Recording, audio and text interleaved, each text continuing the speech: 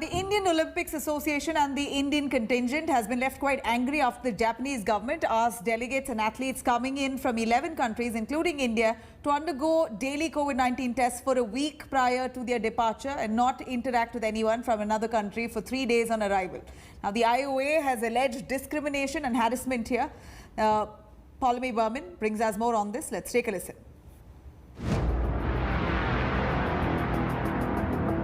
Weeks to go for the Grand Olympics 2020 in Tokyo. Preparations are on a war footing to hold the games amid a pandemic. Strict regulations have been put in place for athletes arriving from 11 countries where COVID cases are high, and that includes India. The rules which are imposed to Indian contingent is more of a harassment, what I feel, because they have been asked to get PCR tested for continuous week before traveling to Japan, and of course that will jolt their commitment and confidence. Athletes coming in from India have to undergo daily COVID tests for a week prior to their departure and also remain isolated for 3 days upon arrival in Tokyo. These norms are only for specific countries, and it hasn't gone down well with the Indian Olympic authorities. In the light of the pandemic, the Tokyo Olympics 2020 Organizing Committee have imposed strict rules on those coming in from other foreign countries, specified by the Organizing Committee, including India, that have reported different variants of the virus. It has led to a lot of criticism from the Indians living in Tokyo.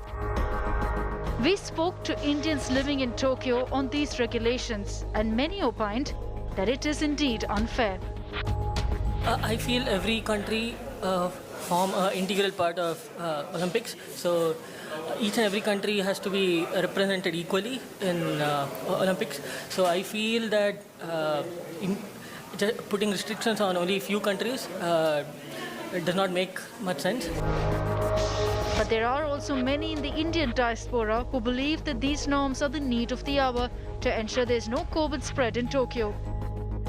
Like India is still in the blacklist. I don't think there is anything wrong with these restrictions on Indian players. I think it's good that they have imposed some good rules, and they should not allow everyone right now, because in Japan still we don't have such problems with the corona, and I don't think that if they will allow it, it can create some problem. It's a matter of life and death. So yes, we should be very cautious of this, and as we always know that guests to a house have to obey the rules of that house.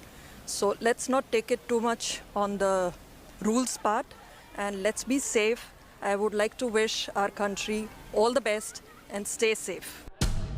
The Tokyo Olympics has been marred by controversy, with protests also rocking the city, opposing the games being held amid a pandemic.